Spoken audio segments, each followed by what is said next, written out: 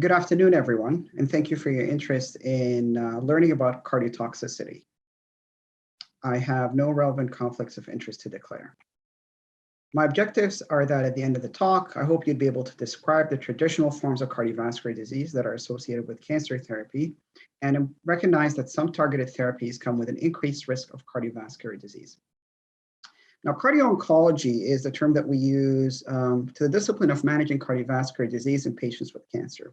And although it started off as a relatively niche subspecialty within cardiology, it's increasingly become part of the expectation of the competencies, not just of a general cardiologist, but increasingly for general medicine, primary care physicians, but the general medical landscape in general. So for example, this was a picture from 2 years ago when we as members of the American College of Cardiology's Advocacy Council, met with members of US Congress to educate them about the cardiovascular needs of cancer patients to inform some bills under discussion. And although this is a relatively new area of interest, we've known for a very long time that cancer treatments can cause cardiomyopathy and provoke heart failure. And the poster child for this has been anthracyclines. So as you can see, this was a paper that was published in the 60s, one of the first papers showing the benefit of anthracyclines, but also unfortunately showed that 7 out of 19 children treated with this medication went on to develop heart failure. Now, although we've known about this for a long time, we still are not able to predict with certainty who is going to develop a cardiomyopathy or a weak heart after being exposed to anthracyclines, which continue to be used in many cancers. And part of this is because there are genetic predispositions to this that we are starting to elucidate. And we hope that this will allow us to work eventually towards a place where we can use precision medicine approaches to predict who's going to develop cardiomyopathies and choose those people for proactive surveillance and treatment if possible. But for the time being, unfortunately, we don't know who's going to predict who's going to develop it or not. So we're left with trying to do surveillance in most people and trying to pick disease early so we can treat it if possible. Now, the pioneers in the field of cardio-oncology that will tell you that the pivotal movement in the growth of the field was the introduction of the drug trastuzumab or Herceptin. This is a monoclonal antibody that targets the HER2 receptor that is overexpressed in about 20% of women with breast cancer. And this has completely changed the prognosis of this form of breast cancer, where it went from being an overly aggressive form of cancer that did not respond well to cytotoxic chemotherapy to being one of the cancers that now have a better prognosis precisely because of this medication.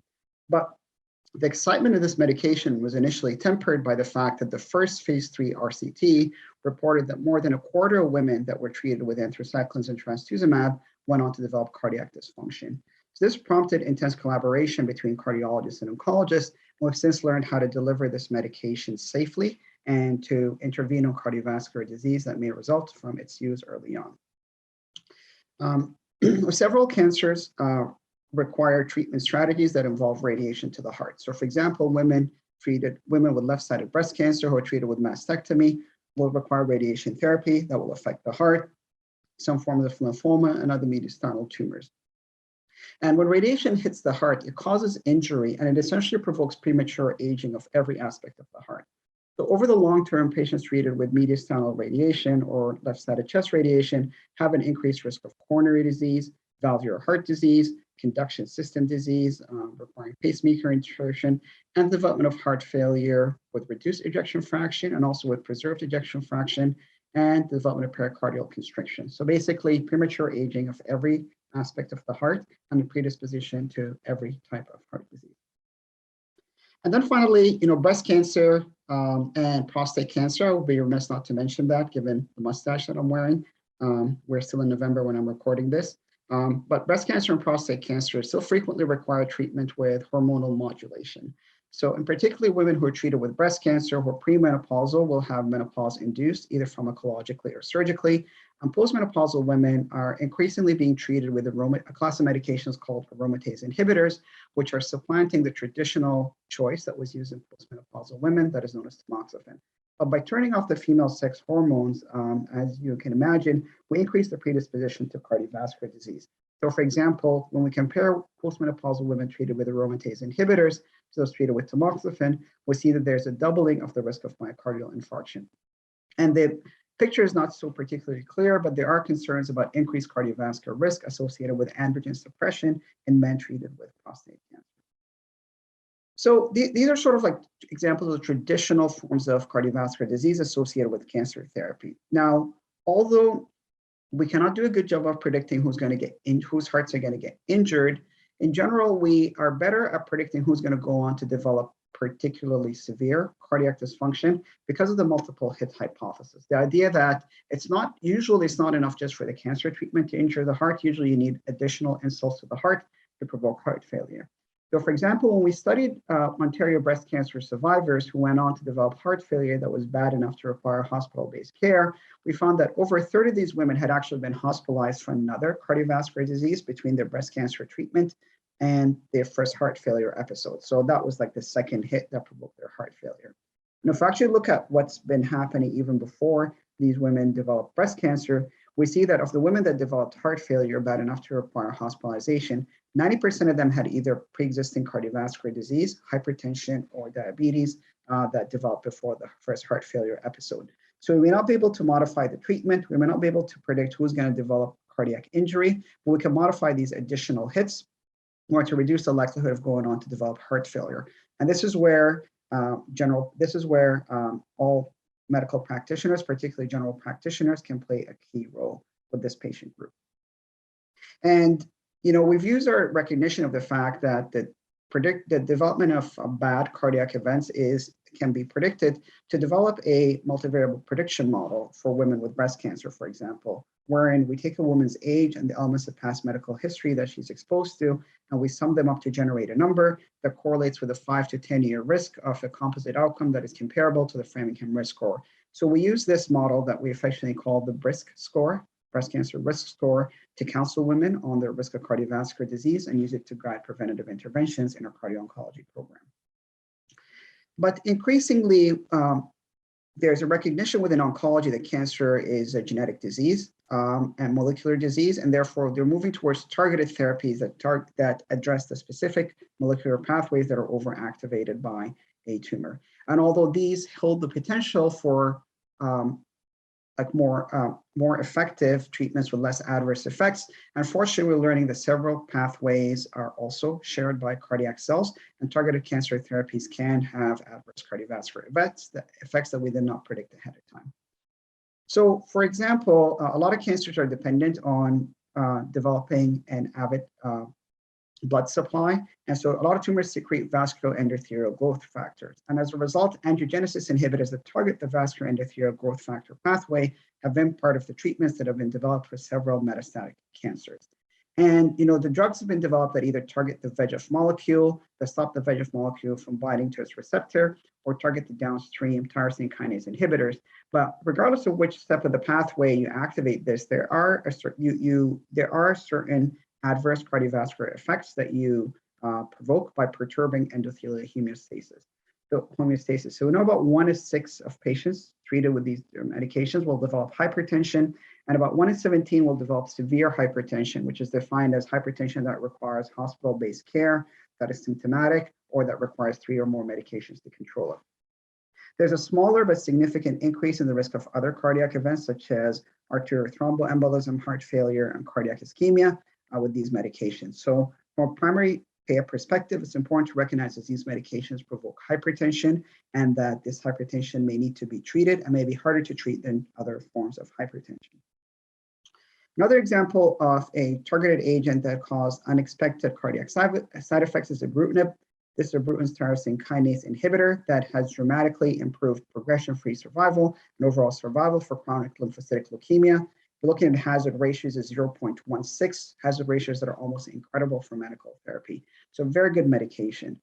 Unfortunately, we know that this medication provokes atrial fibrillation. So we know that about the relative risk for developing atrial fibrillation is 4-fold. And these are older patients that already have a predisposition towards developing atrial fibrillation. These bar graphs come from Ontario data, where we've shown that there is a high incidence of developing atrial fibrillation, and the need to utilize the healthcare system for atrial fibrillation is particularly higher in patients who already have atrial fibrillation, where we worsen its control. One of the challenges here, though, is that when older people get atrial fibrillation, we typically anticoagulate them to protect them against stroke. The problem is CLL is a disease where the platelets are not working well, and ibrutinib also increases bleeding tendencies. So we know that patients treated with ibrutinib have a higher risk of bleeding compared to CLL patients who are not on ibrutinib. And when we actually treat those patients with anticoagulation, there is actually a dramatic increase in the risk of bleeding. So it makes treatment decisions about stroke prophylaxis for AFib in these patients particularly challenging. And we have to consider that decision very carefully based on the individual patient's circumstances. Another aspect with ibrutinib is that it has a lot of drug interactions, and in particular, it's a substrate of CYP3A4 pathway, meaning that if a medication inhibits CYP3A4, the levels of ibrutinib are going to be higher than what you expect them to be. It turns out a lot of the medications that are used in atrial fibrillation, such as verapamil, diltiazem, and amiodarone, are potent CYP3A4 inhibitors. So if we co-prescribe these medications with ibrutinib, you're going to increase the levels of ibrutinib and increase the likelihood of adverse effects associated with it. And I use this to paint a point that this is not unique to ibrutinib. So when you're thinking about prescribing medications to those patients, it's important to be aware of drug interactions and run things by a pharmacologist. Now, there are other adverse drug effects, such as QT prolongation, that are common to other cancer medications that we need to be aware of. And then finally, most of the excitement in the oncology sphere now comes from immune checkpoint inhibitors, which wake up the immune system to attack the cancer. Unfortunately, if you wake up the immune system to attack the cancer, you can also provoke autoimmune adverse effects. And basically, every part of the body is fair game for an autoimmune reaction, including the heart. Now, thankfully, myocarditis is a relatively rare side effect, as you can see from this bar graph, but unfortunately, it's the one that is associated with the highest case fatality rates. Earlier reports indicated case fatality rates as high as 40 to 50%. But as we've come to learn about this and look out for it, our recognition of it has increased, and we've actually found that the case fatality is actually not as high. An important learning point is that myocarditis can present in many ways. So you can have the typical inflammatory myocarditis, development of a cardiomyopathy, but patients can also present with pure conduction system disease, either AV block or sudden cardiac death. You can provoke you can provoke coronary vasculitis. You can provoke a non-inflammatory LV dysfunction in a pattern similar to Takehome syndrome. And increasingly, we have data that shows that by waking up the immune system, because we know that atherosclerosis is mediated by inflammation, that these patients over the long term have a higher risk of atherosclerosis. And management of these patients can be very challenging. So as cardiologists, we've had to learn how to use immunosuppressive medications. This is a case report we presented about a patient that we needed to treat with immunosuppressive medications for over 7 months. In order to be able to get things under control. So these things can be challenging. And finally, a last area of potential interaction between the two, between cardiology and oncology, is clonal hematopoiesis of indeterminate potential, or CHIP. So what this is a state that increasingly is common as people get older, but where one of the myeloid cells develops a mutation that gives it a survival advantage. So it continues to, it continues to multiply and it creates a clone. Now, it doesn't meet the criteria for a leukemia or hematologic malignancy, but it's sort of just below that. So it's almost like the analogous of MGUS relative to multiple myeloma. Now, we know those patients are at higher risk of hematologic malignancies, but we're also learning that these patients have a higher risk of developing premature cardiac disease. This New England Journal paper shows that there's a doubling of the risk of coronary heart disease. But interestingly, if we look at MIs in young people, there's a quadrupling of the risk of myocardial infarction in such patients. So there's a lot to learn in this area. So I had to cover a lot, but my take-home messages for you are that traditional forms of cardiotoxicity remain important.